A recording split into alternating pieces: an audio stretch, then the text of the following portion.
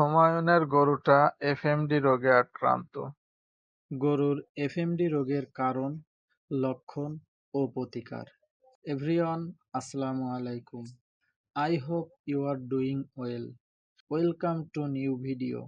FMD বা foot and mouth disease গরুর একটি অত্যন্ত সংক্রামক ভাইরাসজনিত রোগ। এটি দ্রুত এক গরু থেকে অন্য গরুতে ছড়িয়ে পড়ে এবং খামারের বড় ধরনের অর্থনৈতিক ক্ষতির কারণ হতে পারে। এফএমডি রোগের কারণ। এফএমডি ভাইরাস দ্বারা এই রোগ হয়। আক্রান্ত গরুর লালা, দুধ, মলমূত্র ও ক্ষতস্থান থেকে ভাইরাস ছড়ায়।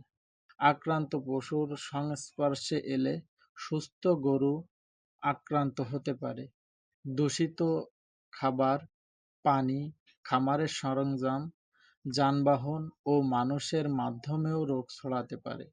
এফএমডি রোগের লক্ষণ: হঠাৎ জ্বর, মুখের ভেতর জিহ্বা ও মাড়িতে ফোস্কা বা ঘা, অতিরিক্ত লালা ঝরা, খেতে কষ্ট হওয়া বা খাবার বন্ধ করে দেওয়া, খুরের মাঝখানে বা খুরের উপরে ঘা হওয়া, খোঁড়াতে খোঁড়াতে হাঁটা, দুধ উৎপাদন কমে যাওয়া, বাছুরের ক্ষেত্রে হঠাৎ দুর্বলতা বা মৃত্যুর ঝুঁকি।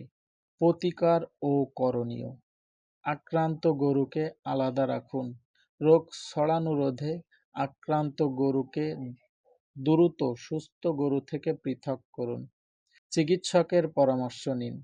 এফএমডি ভাইরাসজনিত রোগ বিধায় নির্দিষ্ট কোনো ওষুধ নেই, তবে পশু চিকিৎসকের পরামর্শ অনুযায়ী জ্বর, ব্যথা ও সেকেন্ডারি সংক্রমণ নিয়ন্ত্রণে চিকিৎসা দিতে হবে।